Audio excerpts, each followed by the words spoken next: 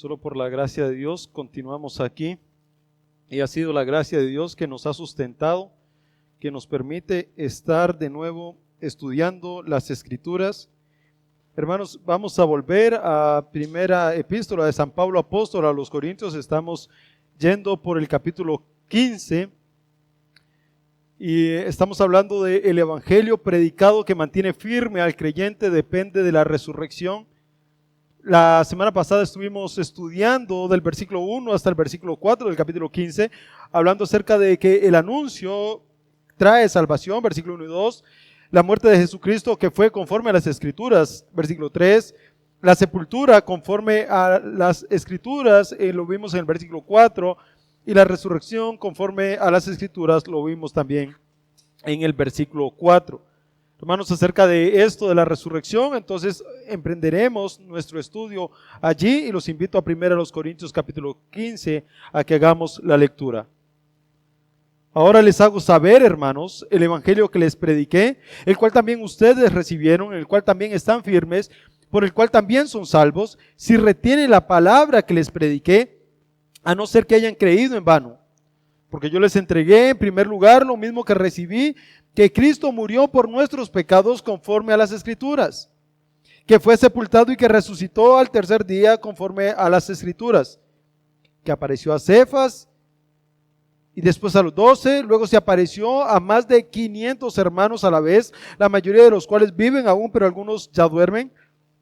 Después se apareció a Jacob, luego a todos los apóstoles y al último de todos, como a un nacido fuera de tiempo, se me apareció también a mí. Porque yo soy el más insignificante de los apóstoles, que no soy digno de ser llamado apóstol, pues perseguí a la iglesia de Dios. Pero por gracia de Dios soy lo que soy, y su gracia para conmigo no resultó vana. Antes bien he trabajado mucho más que todos ellos, aunque no yo, sino la gracia de Dios en mí. Sin embargo, haya sido yo o ellos, así predicamos y así creyeron ustedes. Padre Celestial, gracias te damos por tu palabra. Gracias, oh Dios, por la edificación que hemos tenido a través de este libro. Te pedimos una vez más que nos ayudes a entender cuál es el mensaje de tu glorioso nombre para este día, Señor. Te pedimos esto a fin de edificarnos mutuamente y ser, Señor, semejantes a Jesucristo, que es la voluntad tuya, Señor. Te pedimos esto en el nombre de nuestro Salvador, en el nombre de nuestro Señor Jesucristo. Amén. Hermanos, el apóstol Pablo ha estado defendiendo la causa del evangelio a lo largo de la epístola y la ha estado defendiendo de una u otra manera y ha estado testificando acerca del evangelio de Jesucristo en toda esta epístola. Si ustedes van a 1 Corintios capítulo 1, versículo 18, dice: porque la palabra de la cruz es necedad para los que se pierden, pero para nosotros los salvos es poder de Dios. Y Pablo ahora va a hacer y presentar una defensa del evangelio en el capítulo 1 acerca del poder y la gloria de Jesucristo y cómo Jesucristo excede toda sabiduría humana, y el poder de la cruz que emana del mensaje de la cruz trae salvación y vida eterna a aquellos que creen. Bueno, en el capítulo 2, Pablo hace otra vez defensa del evangelio acerca de Jesucristo y dice: nosotros hemos predicado a Jesucristo y a este crucificado. El poder del evangelio radica en que Cristo murió por su pueblo, murió por su iglesia. Él es el crucificado y esta es la síntesis del evangelio. Esto es lo que nosotros le predicamos a ustedes, a Cristo y a este crucificado. Bueno, pareciera que todo está bien por ahí porque estamos hablando del poder del evangelio, del Cristo crucificado, y ahora en el capítulo 15 Pablo está diciendo: bueno, pero ahora el poder del evangelio está en la resurrección de Jesucristo. Y ahora la gloria del evangelio está en que Jesucristo resucitó. Y hemos estado viendo, hermanos, el poder del evangelio y hemos visto, bueno, Él vino a la tierra conforme a las Escrituras, estuvo entre nosotros como ser humano, 100% Dios, 100% hombre, y ahora fue llevado a la cruz, como lo dice el capítulo 2 de 1 Corintios, 100% Dios, 100% hombre, pero ahora Pablo dice: Él también resucitó y su poder se manifestó. Y hay algo maravilloso aquí: no resucitó un espíritu, no resucitó un espíritu, resucitó otra vez como un hombre glorificado. Es 100% Dios, 100% hombre. 100% Dios, 100% hombre en su obra en la tierra, haciendo milagros, predicando el evangelio. 100% Dios, 100% hombre en su obra, crucificado conforme a las Escrituras. Fue sepultado conforme a las Escrituras y resucitó. 100% Dios, 100% hombre, un hombre glorificado. Y hoy vamos a ver un poco acerca de esto, hermano. Hemos enfrascado en decir que el evangelio entonces se sintetiza en tres cosas. La salvación, el mensaje es este: Jesucristo vino, Jesucristo murió, Jesucristo fue sepultado y Jesucristo fue resucitado conforme a las Escrituras. Ese es el evangelio que predicamos. Pero Pablo va un poco más allá y el Espíritu Santo quiere dar testimonio de esto, dándonos ahora los testigos de esta obra maravillosa. Cuando vemos el capítulo 15, versículo 5 de primera epístola, dice, bueno, vean, esta resurrección no fue una resurrección en secreto, no fue algo que pasó desapercibido. Primero, dice Pablo a los Corintios, primero se le apareció a Pedro. Y es probable que Pablo esté pensando en esto que encontramos en Marcos. Vea lo que dice Marcos capítulo 16.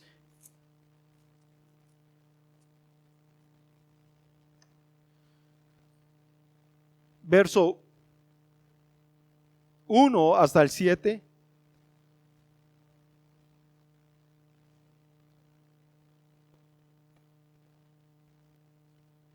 Dice aquí el versículo 16, versículo 1, pasado el día de reposo, es decir, el día sábado, María Magdalena, María la madre de Jacob y Salomé compraron especies aromáticas para ir a ungir el cuerpo de Jesús.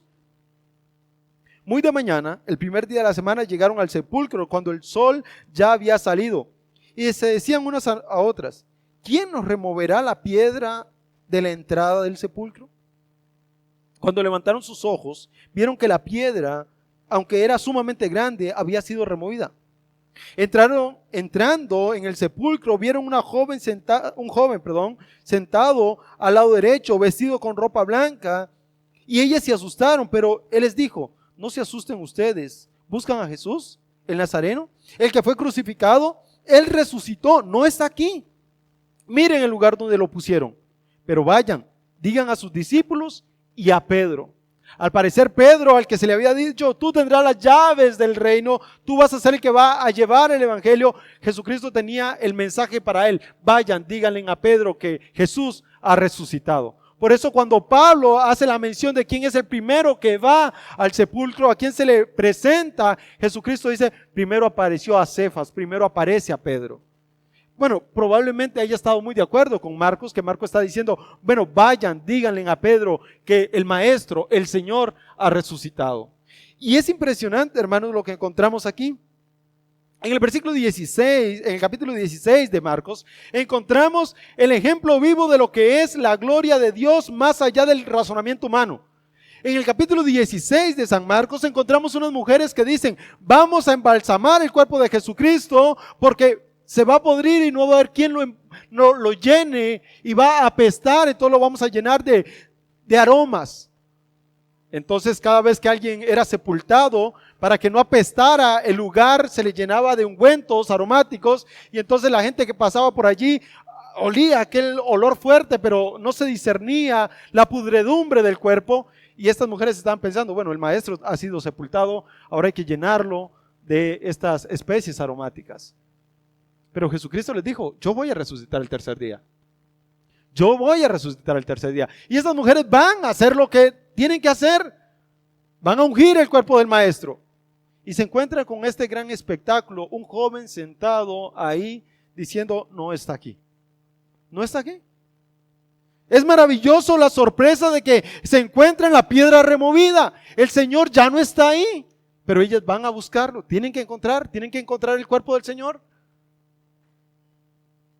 El Señor nos relata esto también en Lucas. Vean Lucas capítulo 24, 32 al 35.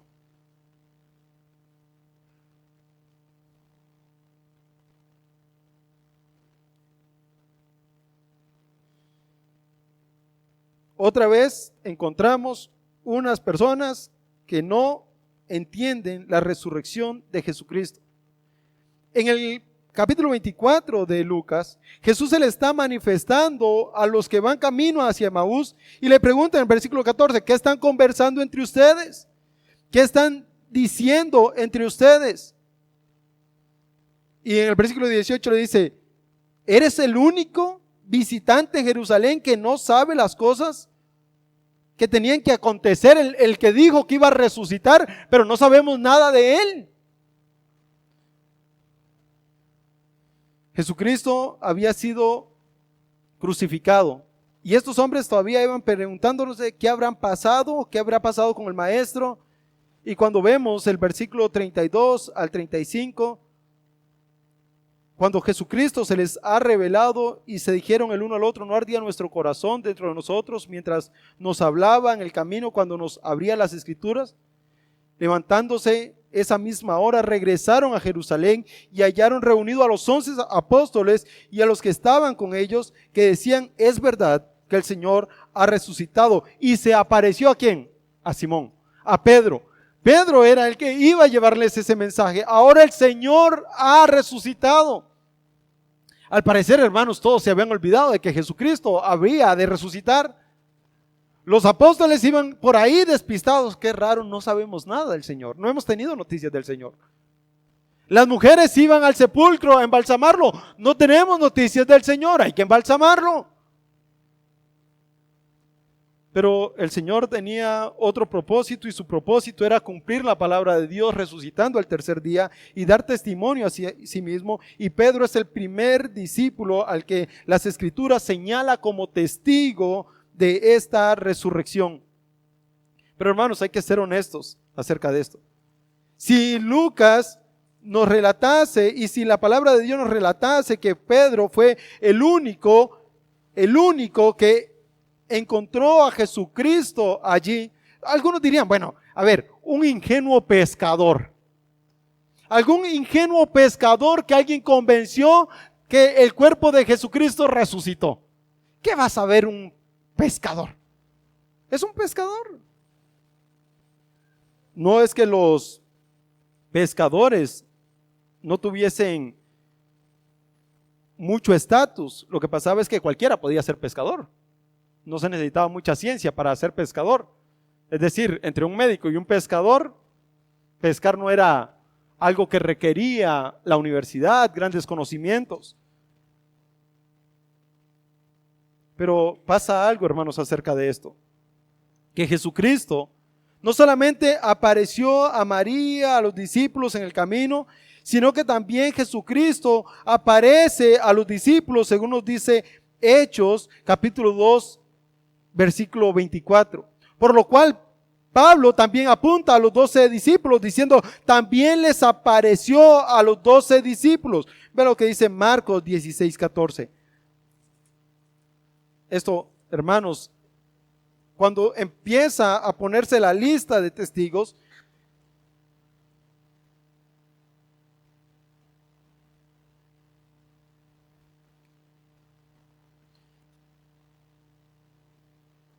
después, dice, Jesús se apareció a los 11 discípulos cuando estaban sentados a la mesa y los reprendió por su incredulidad y dureza de corazón, porque no habían creído a los que lo habían visto resucitado.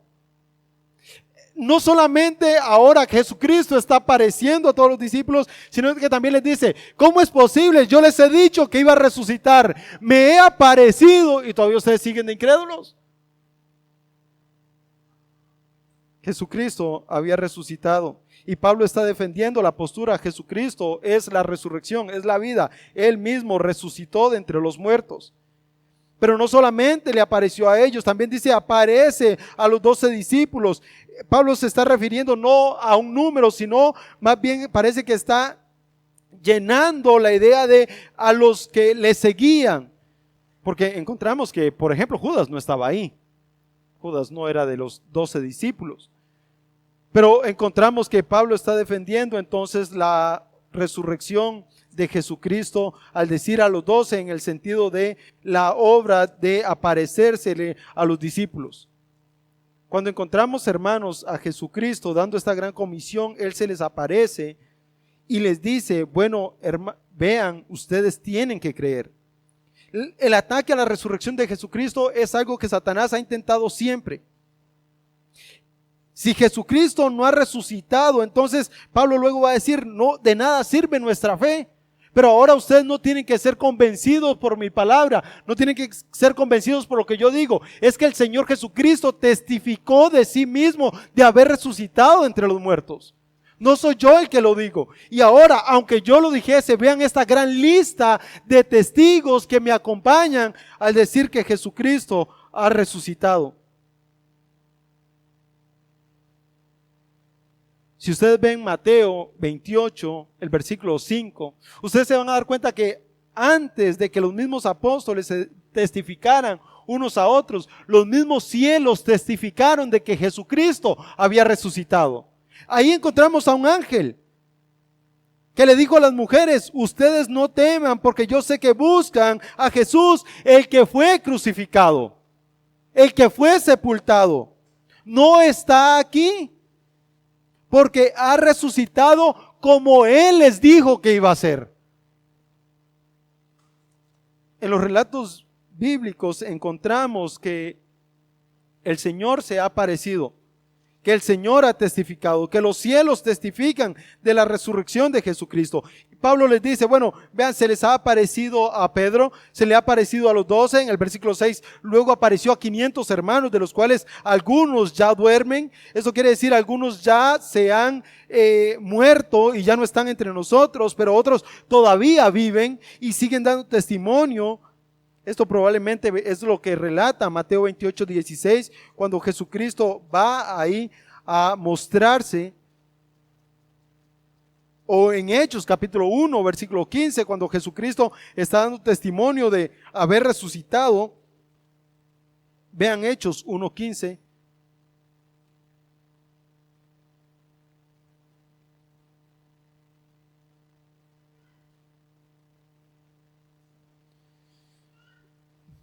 Podemos leer la historia de Hechos capítulo 1, versículo 12. Entonces los discípulos regresaron a Jerusalén desde el monte llamado de los Olivos, que está cerca de Jerusalén, camino de un día de reposo, es decir, 1.2 kilómetros. Cuando hubieron entrado en la ciudad, subieron al aposento alto donde estaban hospedados Pedro, Juan, Jacobo, Andrés, Felipe, Tomás, Bartolomé, Mateo, Jacobo, hijo de Alfeo, Simón el celote, Judas, hijo de Jacob. Todos estos estaban unánimes, entregados de continuo en la oración junto con las mujeres y con María, la madre de Jesús, y con sus hermanos. Por este tiempo un grupo de 120 personas estaban reunidos allí, y Pedro se puso en pie en medio de los hermanos y dijo, hermanos, tenía que cumplirse la escritura en que por boca de David el Espíritu Santo predijo acerca de Judas, el que hizo guía de los que prendieron a Jesús, porque Judas era contado entre nosotros y recibió parte en este misterio. Este pues, con el precio de su terrible infamia, adquirió un terreno y cayendo de cabeza, se reventó por medio de todas sus entrañas, se derramaron. Esto llegó al conocimiento de todos los que habitan en Jerusalén, de manera que el terreno se llamó en su propia lengua Aceldama, es decir, campo de sangre. Pues en el libro de Salmos está escrito que sea hecha desierta su morada y no habite en ella, y que otro tome su cargo. Por tanto, es necesario que los hombres que han acompañado todo el tiempo que el Señor Jesús vivió entre nosotros, comenzando desde el bautismo de Juan hasta el día en que de entre nosotros Jesús fue recibido al cielo, uno sea constituido testigo con nosotros de su resurrección. Y aquí entonces vemos a los discípulos que ya están incluyendo a los que vieron a Jesucristo subir al cielo, que esto lo encuentran en Hechos capítulo 1, versículo 6, cuando Jesús asciende al cielo y es visto por muchos. Y los ángeles también les dice, así como han visto ir al Señor, así volverá. Jesucristo se ha manifestado, hermanos, resucitado. Ahora, la pregunta que tenemos que hacernos aquí, Pablo luego dice, se le presentó a Jacob, y esto a Jacobo, y lo encontramos en Mateo capítulo 3, versículo 55. Y luego dice el apóstol Pablo, se le también manifiesta otra vez a los 12 apóstoles. Y luego Pablo dice de nuevo, y se me apareció a mí, yo el último, el más pequeño de los apóstoles, el abortivo, el nacido antes de tiempo. Es curioso que Pablo tenga este concepto de sí mismo, porque al decir que él era como un abortivo, un nacido fuera de tiempo, es que Pablo no caminó en medio de los discípulos. No conoció de primera mano al Señor Jesús. No estuvo esos 3 años siendo discipulado por el Señor Jesucristo. Pero hermanos, es cierto lo que tenemos aquí en la palabra de Dios, que Pablo dice, se me ha aparecido a mí, el último de todos, como un abortivo. Y luego dice, porque yo soy el más insignificante de los apóstoles. Pablo utiliza una palabra bien curiosa aquí en el griego, que es el más pequeño de los pequeñísimos. El más, podríamos decir, el más pequeño de los pequeños. Es una exageración para decir el más insignificante de lo que se llame insignificante. Pablo está diciendo, luego se me apareció a mí, yo que soy indigno de apóstol porque perseguí a la iglesia. El versículo 10, pero Pablo dice, pero por la gracia de Dios soy lo que soy. No depende de lo que yo haya hecho, no depende de lo que yo fui, no depende de que yo haya perseguido a la iglesia, porque en realidad la salvación no depende de mis malas o buenas obras, depende de la gracia de Dios, de Él que resucitó. Y otra vez Pablo está diciendo, gracias a Dios que resucitó, entonces yo soy lo que soy. Ahora yo soy apóstol porque Él resucitó, yo soy testigo de que Él resucitó. Hermanos, estaba pensando yo en esto y parece un poco raro que hoy nosotros tengamos que defender la resurrección de Jesucristo. A mí me parece un poco extraño que nosotros tengamos que hacerlo. ¿Y por qué Pablo hace esta expresión de que Jesucristo ha resucitado? ¿Cuánta necedad hay en el ser humano para decir Jesucristo no resucitó? O algunos dicen, bueno, lo que resucitó fue su espíritu. Como los espíritus van al cielo, el espíritu del Señor fue al cielo, pero su cuerpo sigue sepultado. Aunque los ángeles dijeron, vengan, vean, Él no está aquí, ha resucitado, como les dijo. Luego vemos a Jesucristo comiendo peces en su cuerpo humano. ¿Qué es lo que está pasando? Bueno, al igual que en estos tiempos, se han levantado falsos maestros que dicen que Jesucristo no ha resucitado. Y no solamente eso, había dentro del pueblo muchos, dentro de la iglesia muchos que se estaban desanimando porque literalmente no creían que Jesucristo había resucitado. El ascetismo, al decir el cuerpo es malo y el espíritu es bueno, entonces, bueno, Jesucristo no resucitó. Y el punto de Pablo es este: hay tantos testigos de que Él sí resucitó, que lo que tienen ustedes en su corazón es necedad, no hay otra cosa. Es el pecado que los lleva hacia la condenación. Y es más, si Jesucristo, como dicen ustedes, no resucitó, todos nosotros estamos condenados. Y eso es lo que ahora Él va a defender. ¿Cuál es el resultado de esta afirmación tan necia que Jesucristo no resucitó? ¿Qué dice la palabra de Dios? ¿Qué pasará si Jesucristo no ha resucitado? Si ustedes no creen que Jesucristo resucitó, entonces estamos perdidos cada uno de nosotros. Y Pablo va a defender esto y lo vamos a ver luego desde el versículo 12 hacia adelante. Pero Jesucristo ha resucitado. Y ustedes saben, hermanos, estaba pensando yo en todos los falsos maestros que se han levantado, y yo estaba pensando en esto. Yo soy una persona relativamente joven. Voy a ser misericordioso conmigo, voy a decir que soy joven, pero ¿cuántas personas se han levantado diciendo que son Jesucristos? Yo no sé cuántos ustedes conocen, pero yo al menos he conocido 4. Y estas 4 personas que se han levantado diciendo, miren, yo soy Cristo. Y por cierto, uno de esos que fue llamado Cristo estaba ahí predicando y de pronto apareció enfermo y se murió de cáncer. Pero él era Cristo, él decía ser Cristo. Y luego yo me pensé, ¿y qué pasó con este Cristo? Peor aún, ¿qué pasó con sus seguidores?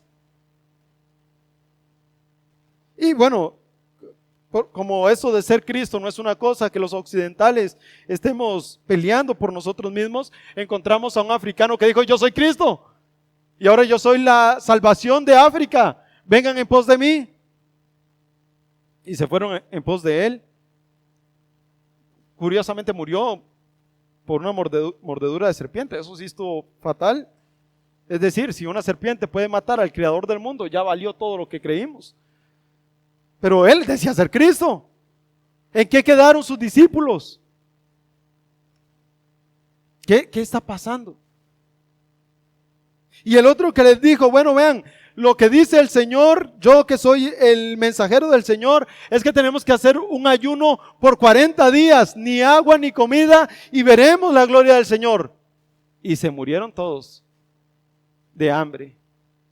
Ahora, yo no estoy seguro que hayan visto la gloria del Señor. Pero de que desaparecieron de la tierra, desaparecieron de la tierra. ¿Por qué? ¿Por qué tanta necedad de estar llamándose Cristos y de estar blasfemando de la gloria de Dios? Porque el ser humano siempre está buscando, hermanos, pruebas físicas de lo que se cree espiritualmente. La cruz es un mensaje de necedad para los que se pierden. Y usted ni yo podemos creer esto a través del razonamiento humano. Tenemos que creerlo a través de la fe que no nace de nosotros, de la fe que nace del Espíritu. Porque si nosotros buscamos una fe y por razonamientos humanos, hermanos, estamos perdidos. No hay lógica humana que nos haga pensar que alguien después de ser puesto en un sepulcro se pueda levantar. Es más, cuando esto dio testimonio Lázaro, querían matar a Lázaro y querían matar a Jesús, querían rematar a Lázaro. Ya había estado muerto. Jesús le dijo, ven Lázaro, ven fuera. Yo soy la resurrección y la vida, dijo Jesucristo. El que cree en mí no morirá jamás.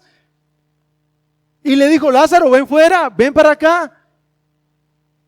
Y en él que está todo el poder, toda la gloria y toda la majestad, no solamente para levantar a Lázaro, sino para levantarse a sí mismo. Querían matar a Lázaro y querían matarlo a él también. Porque las cosas espirituales no se pueden razonar. No es, hermanos, el razonamiento humano el que da salvación. No es a través del razonamiento humano que nosotros llegamos a la salvación. Y los corintios estaban tratando de entender la fe a través del cerebro. Y decían, no, es que, a ver, si la carne es mala, Jesús no pudo haber resucitado. Bueno, es que filosóficamente es imposible que Jesús haya resucitado.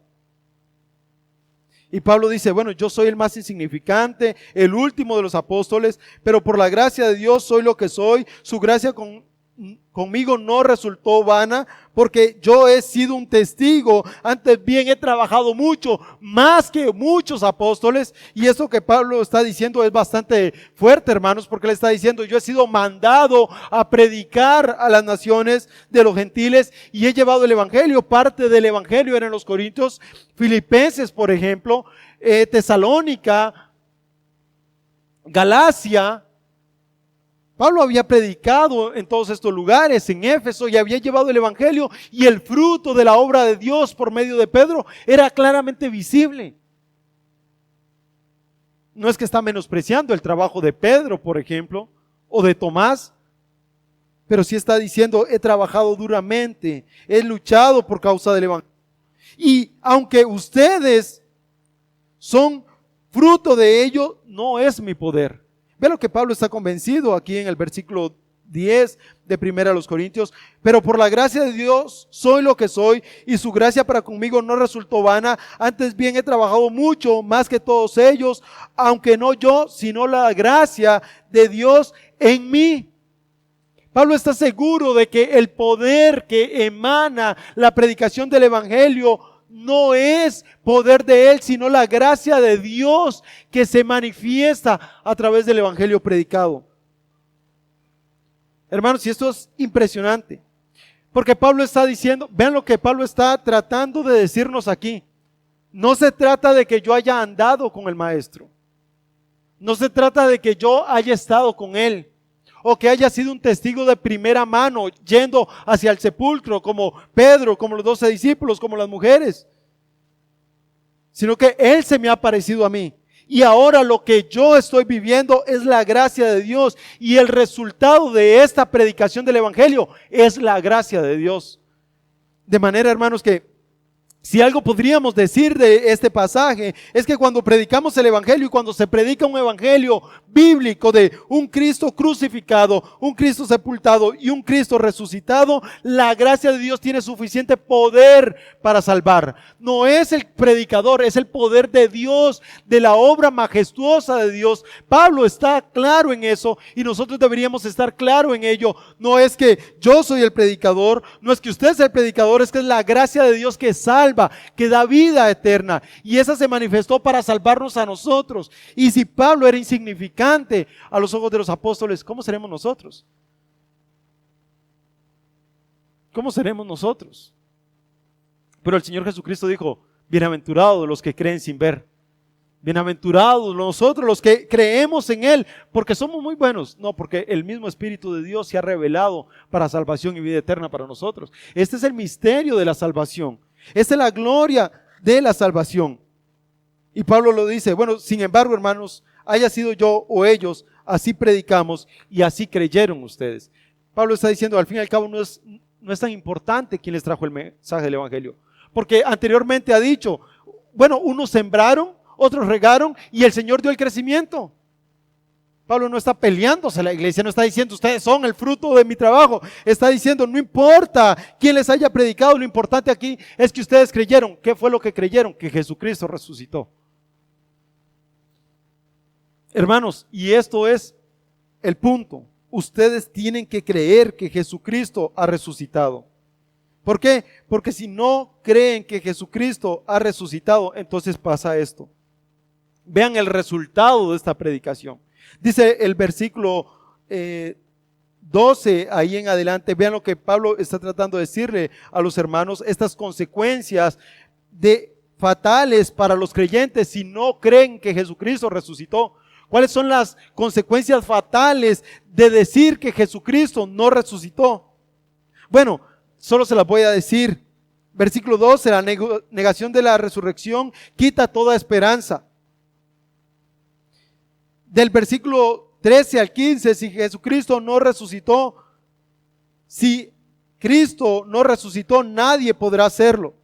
La predicación del Evangelio no tiene sentido. Los profetas y los apóstoles fueron engañados. Si Cristo no resucitó, no hay victoria para el creyente. Si Cristo no resucitó, no hay esperanza en la resurrección. Si Cristo no resucitó, no hay limpieza de pecado. Si Cristo no resucitó, estamos todos perdidos, condenados hacia el infierno. Y si Cristo no resucitó, todos nosotros somos dignos de lástima. Véanlo conmigo. Antes bien, si se predica que Cristo ha resucitado entre los muertos, ¿cómo dicen algunos de entre ustedes que no hay resurrección de entre los muertos? Si la predicación del Evangelio es que Cristo resucitó, ¿cómo se atreven a decir que Cristo no ha resucitado y en medio de ustedes hay quien lo está diciendo? No es extraño que alguien esté diciendo que Jesucristo no resucitó, porque en el versículo 12 había un impío diciendo, maldito sea Jesús. ¿Cómo es posible que lo estén negando? Y si no hay resurrección de los muertos, entonces ni siquiera Cristo ha resucitado. Si la resurrección de entre los muertos no existe, Cristo no ha resucitado. La resurrección de Jesucristo no existe. Si no existe la palabra resurrección, entonces no hay resurrección ni siquiera para Jesucristo. Hermanos, si es que las doctrinas, las falsas doctrinas que quieren hacer pensar que Jesucristo no resucitó y que no hay resurrección porque el ser humano muere aquí y se acabó, esa falsa doctrina de viva como pueda, de por sí después de la muerte no hay nada, entonces esa es la doctrina que niega que Jesucristo ha resucitado. Y por ahí hay unos falsos maestros que andan diciendo, mire, si usted es mala gente no importa, porque usted se muere y no pasa nada después. Lucha para que entre al reino de los cielos, pero si usted se muere, sí, no pasa nada. Los falsos testigos de Jehová dicen esto. Entonces yo estaba con uno diciéndole, oye, entonces ¿para qué tú predicas? ¿Cuál es el fin de tu predicación? Si no hay resurrección, si nosotros los que no somos de los testigos de Jehová solamente vamos a desaparecer, ¿para qué queremos una salvación? Es decir, qué aburrido ir al cielo si puedo vivir feliz aquí y no padecer nada en la eternidad. ¿Para qué quieren la resurrección entonces? ¿Para qué predican que Jesucristo resucitó? ¿Qué fin tiene? Bueno, y así hay muchas falsas doctrinas hoy que quieren minimizar la resurrección, diciendo que no habrá, y si no hay resurrección, entonces Jesucristo tampoco resucitó. Si la palabra resurrección no se puede decir entre la iglesia, es porque Jesucristo no resucitó. Y el versículo 14, y esto es lo peor, y si Cristo no ha resucitado, vana también es nuestra predicación y vana también la fe de ustedes. Si Cristo no resucitó, lo que ustedes tienen es un vacío, no sirve de nada. Si Cristo no resucitó, entonces ustedes viven en un sinsentido. Hermanos, si es que nosotros nos reunimos aquí para darle testimonio al mundo de que Jesucristo resucitó y que Jesucristo vive y que nosotros somos su pueblo. Pero si Jesucristo no resucitó, lo que estamos haciendo es el ridículo. Nuestra fe es vana. Si nos atrevemos a poner en tela de duda la resurrección de Jesucristo, lo que estamos haciendo es vano. Nos saldría más barato irnos al estadio a ver el partido. ¿Nos saldría mejor? Es decir, estar aquí escuchándome a mí predicar todo el día y Cristo no ha resucitado, ¿qué sentido tiene? Madrugar, vestirse bien, venir al culto, traer sus ofrendas. Si Cristo no ha resucitado, ¿para qué lo hacemos? Nuestra fe es vana. Más aún, dice este texto, y si aún más allá somos hallados testigos falsos de Dios, porque hemos testificado contra Dios que Él resucitó a Cristo, a quien no resucitó, si en verdad los muertos no resucitan. Y esto es lo que Pablo está diciendo, somos mentirosos. Si Dios no pudo resucitar a Jesucristo, somos mentirosos porque les hemos dicho que sí lo resucitó, que sí vive. Y ustedes saben, hermanos, todo esto lo que ha pasado, ¿qué sería de los apóstoles Jesucristo? ¿Qué sería de los profetas sin Jesucristo resucitado? Usted sabe, Abraham yendo ahí por el desierto y diciendo, bueno, vamos a vivir por fe, porque el justo por fe vivirá, pero ¿para qué va a vivir? ¿De qué va a vivir? Si al polvo vamos. Qué tonto Abraham, ¿verdad? Salir de Ur de los Caldeos y ir por ahí caminando como peregrino, como quien no tenía tierra. ¿En qué estaba pensando Abraham? Es más, Noé. Noé sí es la locura de la vida. Si Jesucristo no resucitó, no hay esperanza ni para los profetas del Antiguo Testamento, ni para los del presente. No hay salvación ni vida eterna. Ustedes saben lo que es Noé en un desierto, estar construyendo un arca y todo el mundo burlándose de él, y luego él construye el arca y viene el diluvio. ¿Pero para qué? ¿Para qué? Si no hay salvación, porque Jesucristo no puede resucitar a nadie, ni puede ser resucitado él. ¿Para qué? ¿Para qué tanto trabajo? Le hubiese salido más barato comer y beber con todas esas personas que al fin y al cabo iban a morir igual que él. Es decir, morir ahogado o morir de vejez. No tiene sentido, tanto trabajo, tanto esfuerzo. Y tras de eso, llevar la carga de las burlas de aquellos que decían, ¿y este loco para qué va a construir un arca en un desierto donde nunca ha llovido? Aquí ni agua hay. Y ese hombre construyendo un arca. Yo creo que esa gente ni sabía que era un arca. Es decir, en el desierto, imagínense en estar ahí, en pleno desierto, no cae ni lluvia. ¿Para qué un arca? Y vemos a Noé llenándola por dentro y por fuera para que no le entre agua en un lugar donde ni agua hay. Así de ridículo es lo que Pablo dice: si Jesucristo no resucitó, nosotros somos testigos falsos, porque hemos testificado contra Dios que Él resucitó a Jesucristo. Nosotros decimos que Dios resucitó a Jesucristo, y si no es así, somos mentirosos. Bueno, ya anteriormente ha dicho, sí ha resucitado, sí es el Señor, sí es el Salvador. Pero también, hermanos, ¿qué más? Versículo 16 al 18. Esto es lo peor que puede pasar. Lo peor que le puede pasar a cada uno de nosotros.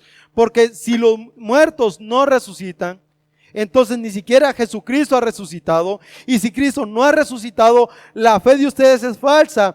Todavía están en sus pecados. No hay perdón de pecados sin resurrección. No hay limpieza de pecados sin resurrección. La obra de Jesucristo no es la cruz. La obra de Jesucristo no son los clavos. Eso fue parte de su obra.